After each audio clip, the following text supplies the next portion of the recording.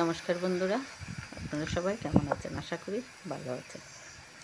তো আমার পুকুরের শাপলা ফুল এবারেই প্রথম, আর কোনো সময় দেখি নাই যে পুকুরে শাপলা ফুল ফুটছে।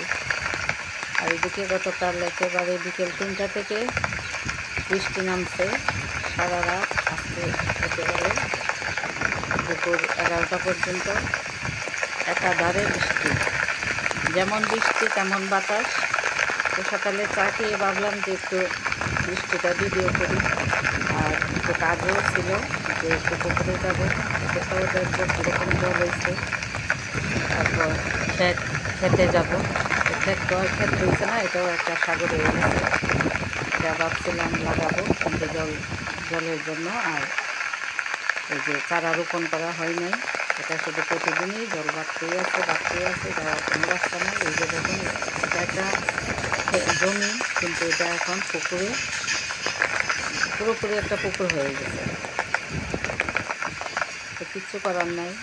তো আমার হাজব্যান্ড এটা দেখে খুব কষ্ট পাইতেছে যে এই মেশিন দিয়ে হাল বাইছে, অথচ জমিটা লাগাতে পারছে না। এই কারণে খুব মনে মনে দুঃখ প্রকাশ করতেছে যে ক্ষেতটা হয়তো লাগানো হবে না, আর হবেই না, কারণ এত বৃষ্টি, প্রতিদিন বৃষ্টি, এত বৃষ্টি আমি কোথাও দেখি না।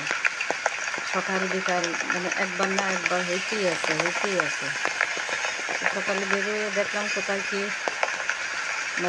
ক্ষয়ক্ষতি হয়েছে। রাত্রে প্রচণ্ড বাতাস ছিল, তো ক্ষতির মধ্যে এটাই জমিনে অনেক জল আসছে, আর বাড়িতে তেমন কিছু হয় নাই।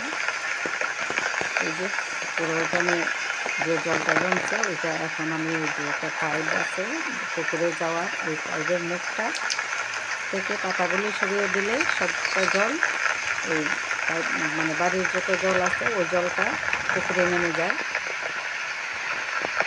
তো সারাটা বাড়ি হেঁটে আপনাদেরকে দেখালাম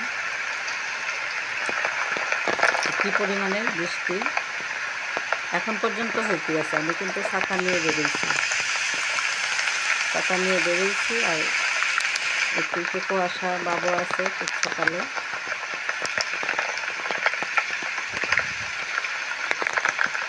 একা একাই হাঁটতেছি, কেউ এখনো উঠে নাই।